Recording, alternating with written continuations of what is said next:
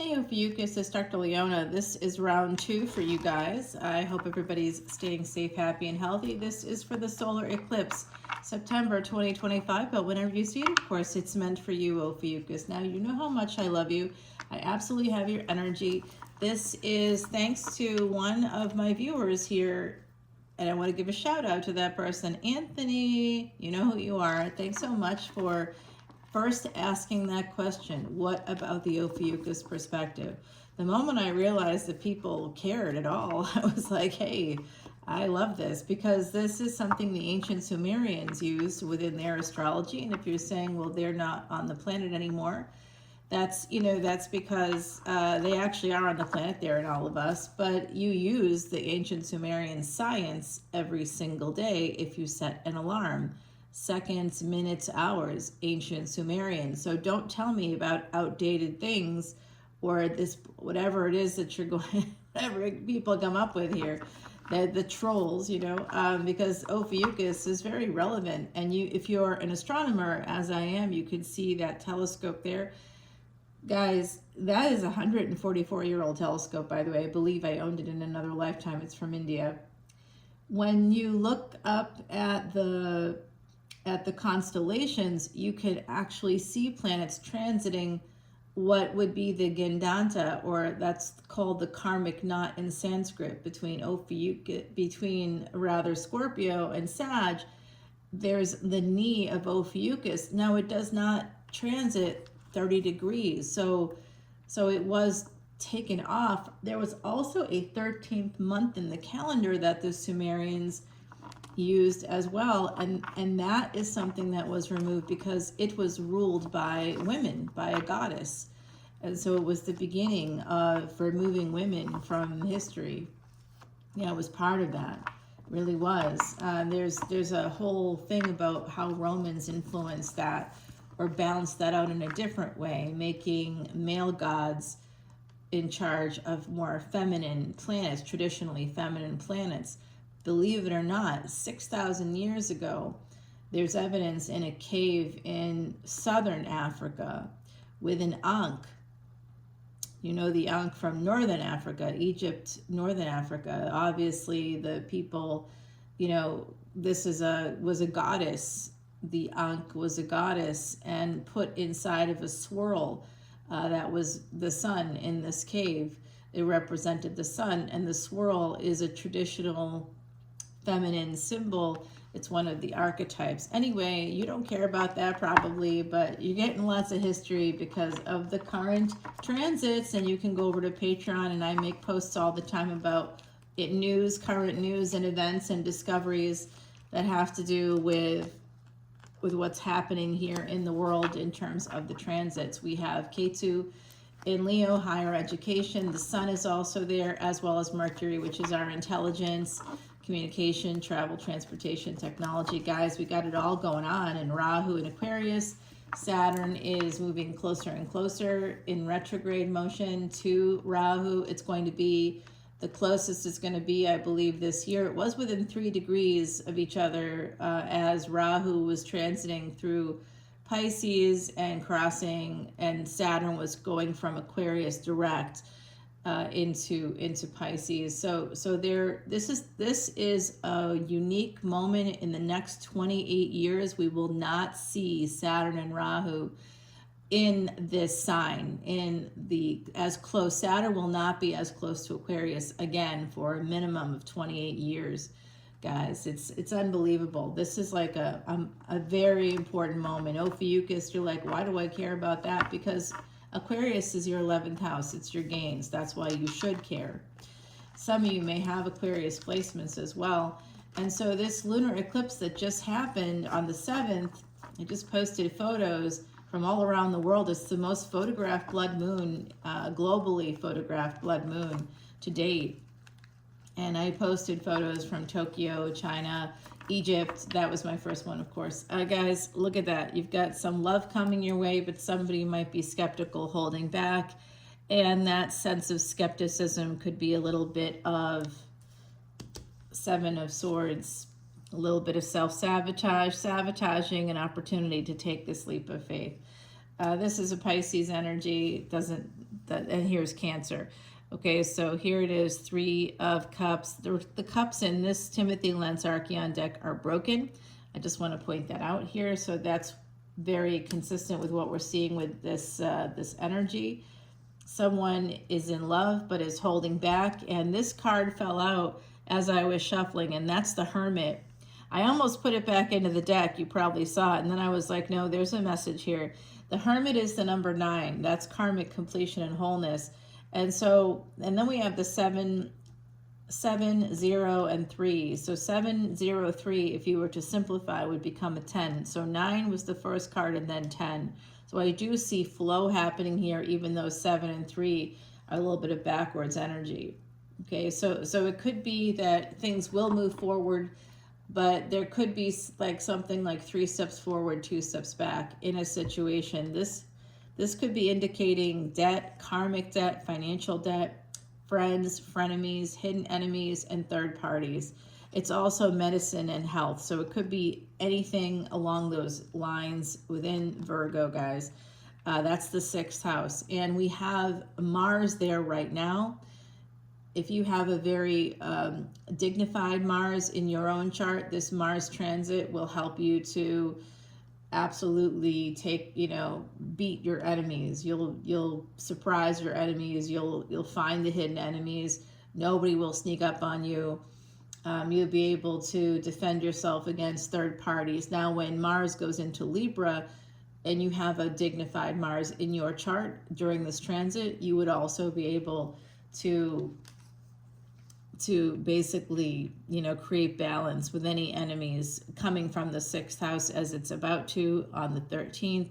On that day, Venus will be in Gandanta between Cancer and Leo. And so then Venus goes into Leo. Not a great position for Venus. So if you have a Venus in your D1 chart that's a little bit shaky, I have my Venus is born in the 8th house, and my Venus is born in the 8th house, and my Venus is in the 8th house. I have 7 planets between the 8th house and Scorpio.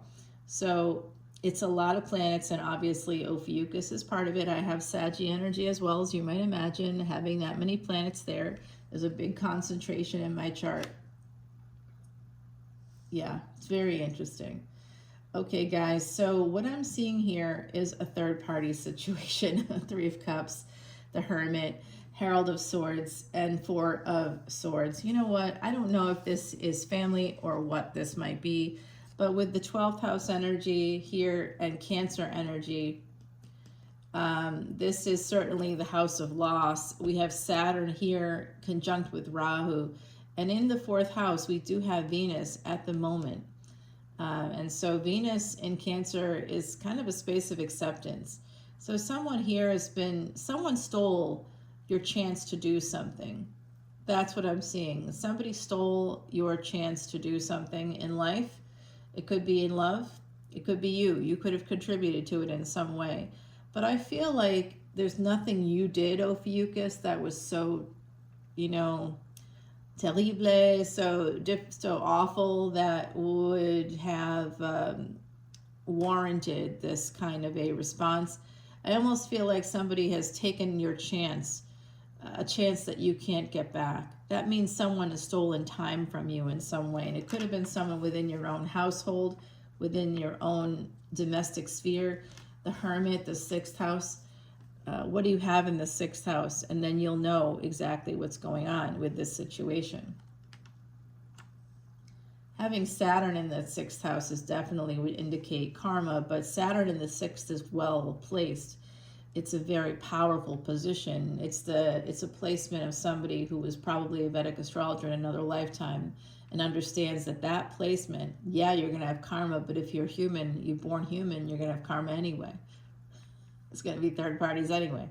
So it slows down those enemies. It also makes you able over time, over long periods of time, to beat those enemies.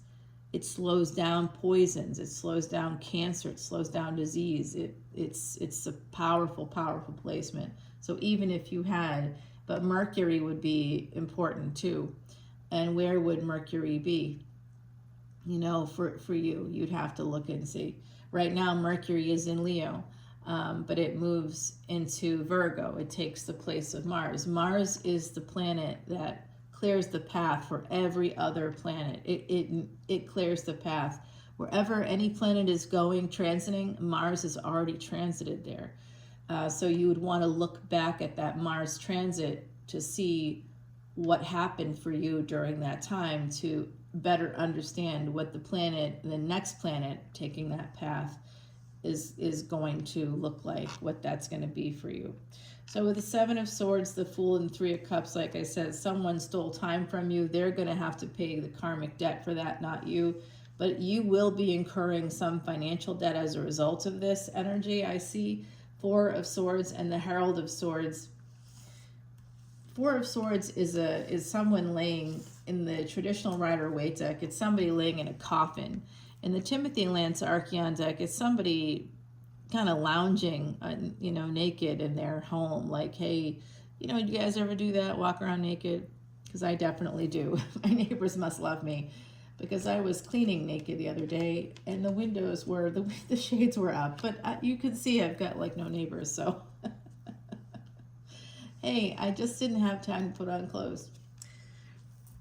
No, I did. I put on clothes later when I thought somebody was going to be coming over. And they did, of course, so.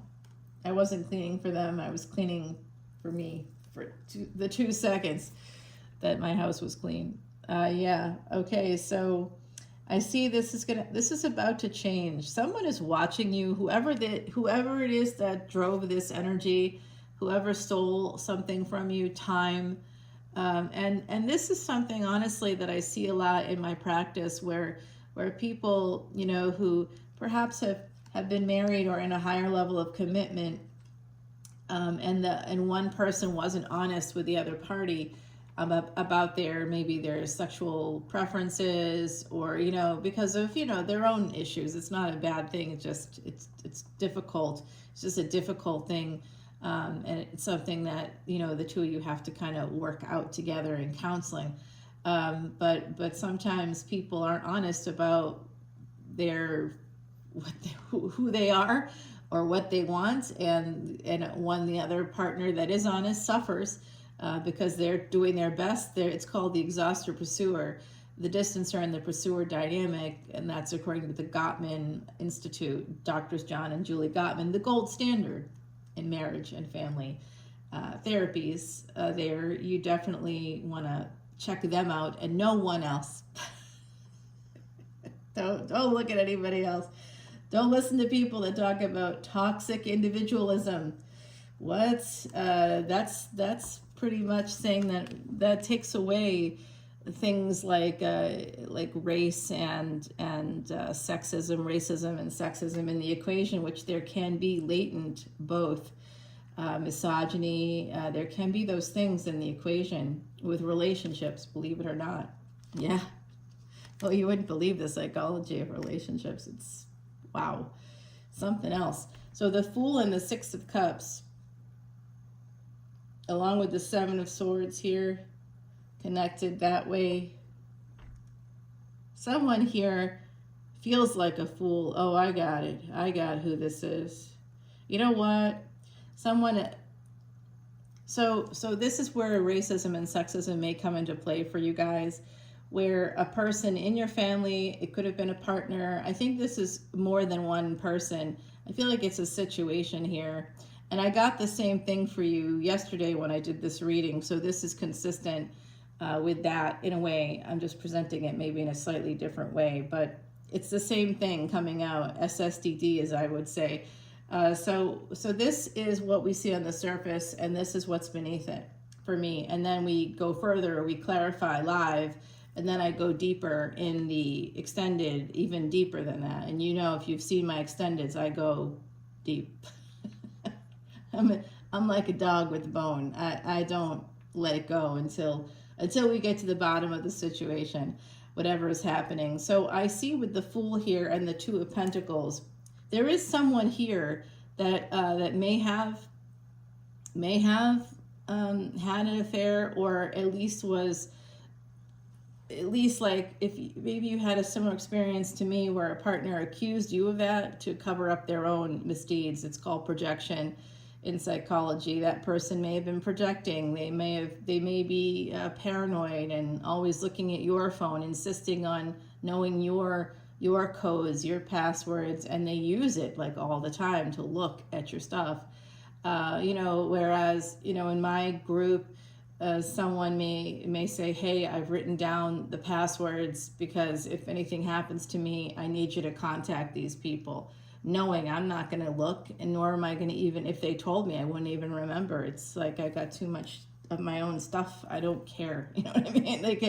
I'm not going to bother with that. I have too much happening in my own world to worry about what someone is doing or not doing. Even partners aren't prisoners. And I think when you let go of that idea, that this partner owes you everything, they have to give you everything, and that's an entitled space.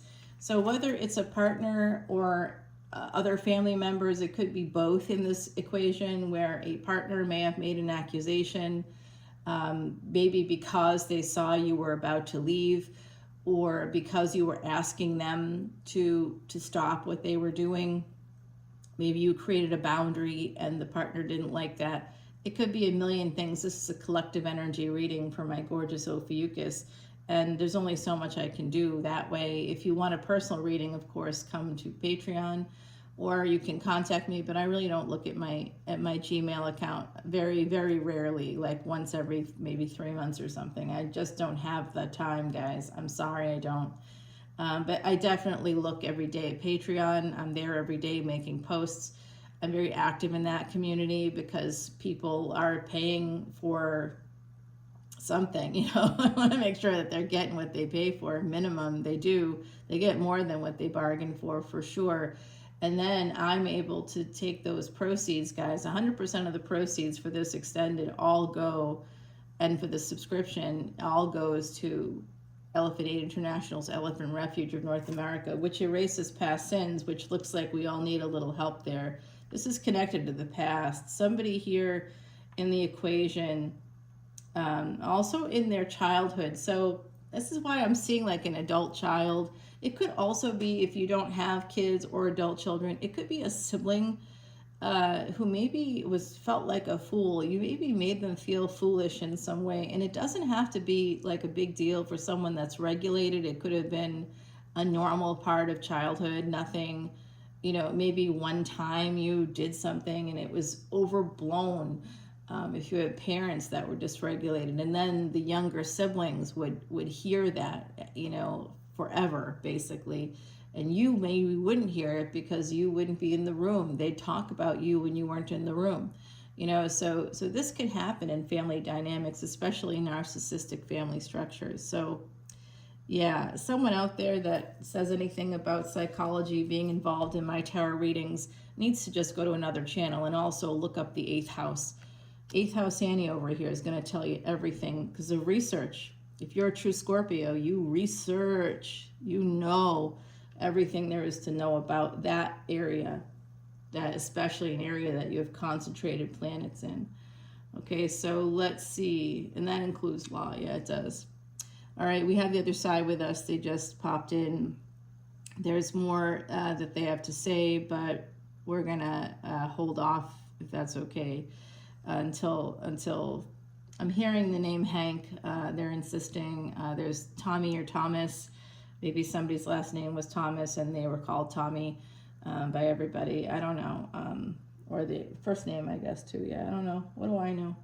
All right. I'm also hearing the last name McGuire, which is weird. No, not like that. So someone's making fun of me over there. It's the usual, the peanut gallery, as I call them. So we have, because I was actually thinking about something else, but the Queen of Wands is here with the 6 of Cups, guys. The 7 of Swords. This is definitely... So now I am wondering if some of you may have done something in the past that, was maybe not your finest moment, perhaps. Maybe you had an affair, or maybe you left a partner in kind of a way that made that partner feel like they didn't know what was going on. or at least that's how they acted, right? They didn't know what was happening.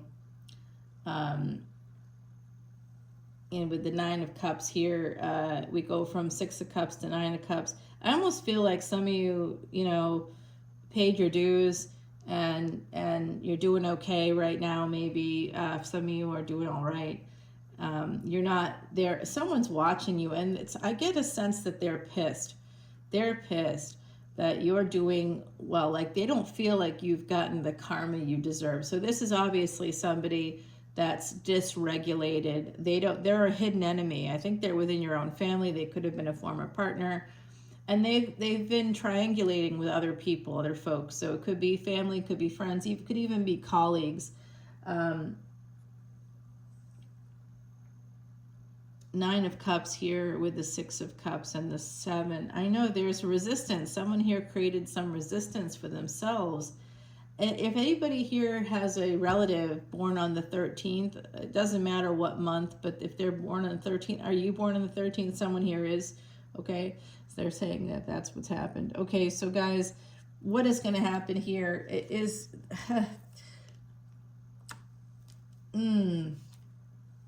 Like I said, the space of acceptance, Venus and Cancer energy with that Eight of Swords, like you really can't do much about it because you can't control how other people think, feel, or their subsequent attitudes, actions, and behaviors. You just can't. You're only responsible for those things in yourself, and you can't control what other people do.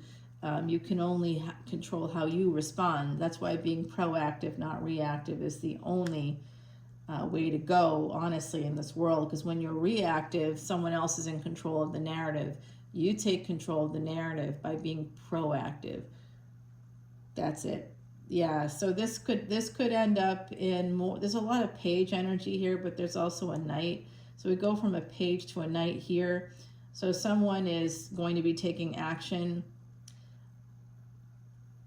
And in terms of romance, for some of you, if you're still involved with another person outside, somebody here was involved with somebody while in another relationship, okay? And you could still be involved with that same person. You could still be talking to them. You could still be involved with them. There's something happening with that. There's someone was married in the equation, and at least they were. And someone here was a mother in the equation as well. There's that. There is this energy of essentially a Queen of Wands and a King of Swords coming out. Okay, so that shows me that someone is being seen as stable, as reasonable, as logical, and the other party is seen as a witch, as this mystical being, as this person that flits from here to there, very flitty energy, like I do this and I'm going here and I'm going to go do that. And there's an energy of not necessarily stable, more selfish, more of like a, I do what I want when I want, and I'm manifesting all the time. One of these kinds of personalities, and then there's someone in the equation that's portrayed as very logical, very stable.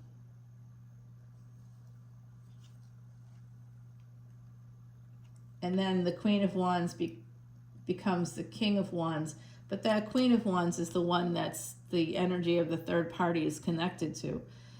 Even though I believe that the King of Swords, that's the one that's watching you. They want you. They're defiant in a way. They want you to be humbled. They're trying to humble you, Ophiuchus. Why? I don't know. We're going to have to find out in the extended, I think. Yeah, you might have tried to leave this person. Someone here is going to go from feeling very stuck to having some freedom here. And the 10 of Cups with the 9 of Cups, that's progress, guys. You're going to end up going from that space of, things are only going to get better for you. And that could really bother this person. They may feel like you don't deserve what you have. They may be angry. I've noticed that sometimes with clients in particular generations, they're very angry at folks in their 50s. And I don't know why that is exactly. I guess it's just someone to blame, but I couldn't believe it. One of my clients was like, oh, all these people in their 50s buying these houses. And I'm like, nah, that's not how it works, really. Not everybody in their 50s is out there buying houses, and you're really making a big blanket statement about an entire generation. So everybody that you see as 50 or over, you're going to have a bias against, and you are a doctor. You need to stop now. You can't treat patients that way, right? So it's always interesting. I think to really like look at our biases and consider what we do, and how we may be internalizing certain narratives that are put out to us by whoever they're being put out by. So with this energy of Ace of Wands and Three of Swords, this is definitely a lot of pain coming in. So for some of you, there is an energy of a big idea, a life-changing idea that's going to happen for you. This is the same person right here. The one that's watching you presents as the King of Swords, and you are leveling up. I see you as leveling up, going from Knight of Wands to Queen of Wands.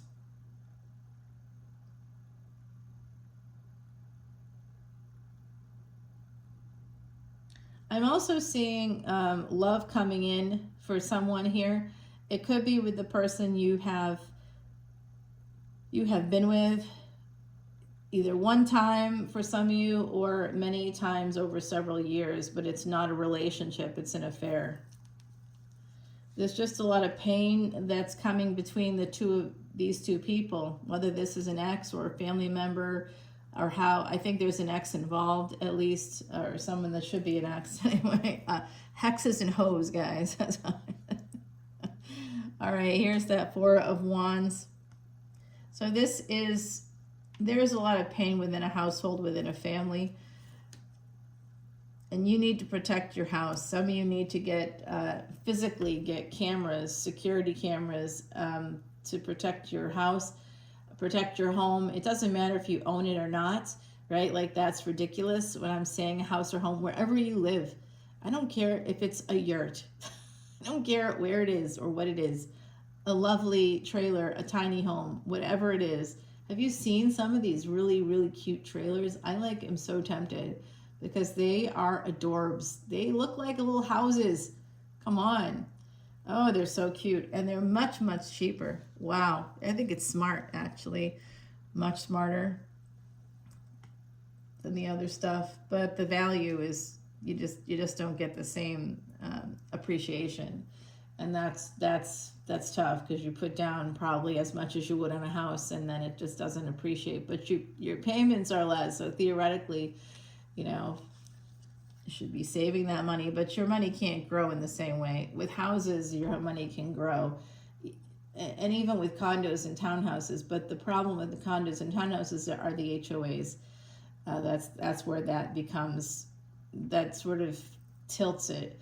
So if you're looking at a condo for like $350,000, and the houses in the area are probably on average double that, around $700,000, your payment is actually going to be pretty close to what it would be if you put down 20%, which and who could do that? But this is kind of like economics type stuff.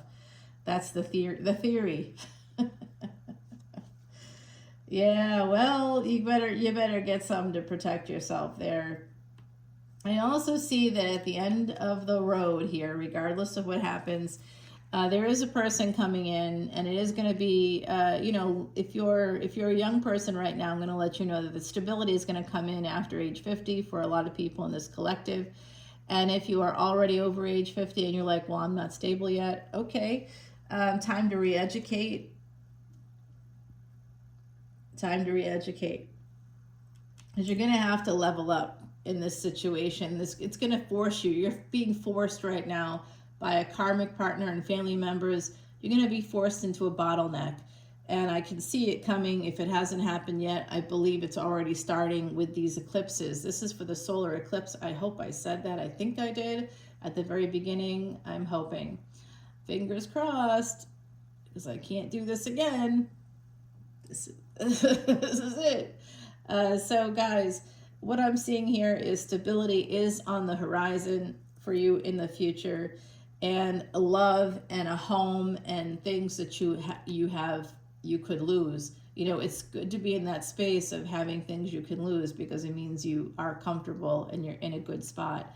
But getting the protection you need is going to be important, especially while you travel. That's coming out right now. If some of you are planning trips, make sure that you get this protection. And that's just about getting some cameras. And I personally really like the spaces with cameras where you can at least, you know, if you wanted to, you have the option of paying for like monitoring or something like that, or you could do it yourself. I love that kind of stuff. Neighbors of mine gave me Simply Safe, I think. I know, because I had a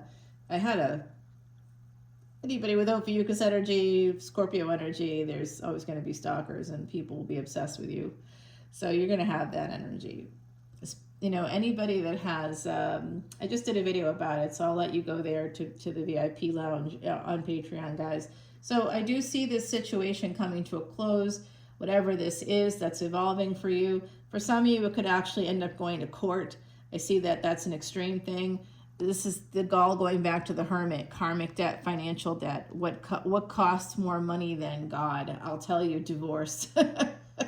It can cost upwards of $125,000 without having even $125,000 in the bank, because it just depends on how big of a bag of dicks people want to be. That's all. That's it. That's it. You don't have to have money for it to cost money. Attorneys are required for divorce. It's a voluntary thing, and when you file paperwork for divorce and you have another person that says, yeah, I agree to all this stuff, and then all of a sudden they're like, yeah, I don't agree anymore, and they hire an attorney, you have to hire an attorney. A judge will require it. Dems the rules. Mediation is the way to go always, but not everybody's going to do it. All right, guys, the World card, like I said, things are about to change for you. Heidi is giving you the number 22 to think about, and boundaries. The ancients and fairies in harmony did dwell. Heed the boundaries of others, and all will be well. So I do think that someone here is going to use that, or say that you crossed a boundary or you crossed the line. You're going to hear that. Mark my words, my gorgeous Ophiuchus. You're going to hear that from someone. Or you're going to be the one saying it to a person, like, you crossed a boundary, you crossed the line, you know, I'm drawing a line in the sand. You know, someone's going to say something like that in this equation. And this is a person that doesn't have a good perspective. I see this person as dysregulated, whoever they are, that's currently causing the problem, but there's someone else beneath the curtain there. There's a man behind the curtain, and I do think it's a man. Could also be, I'm sorry, it's also be somebody that's, I maybe just saw somebody very tall. I think that there's a woman that could be involved that's very tall, perhaps.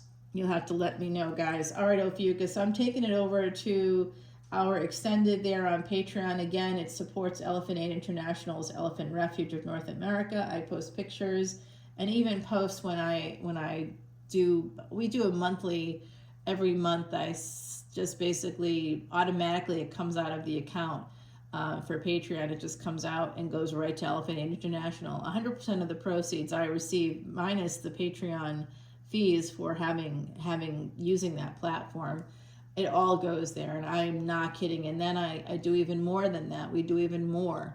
We do more, because that's what Ophiuchus does. Yes, I'm going to see you over on that extended, guys. Until next time, the next one will be Twisted Tarot. I look forward to seeing you then, if this is where we say goodbye. Love you, Ophiuchus. Bye now.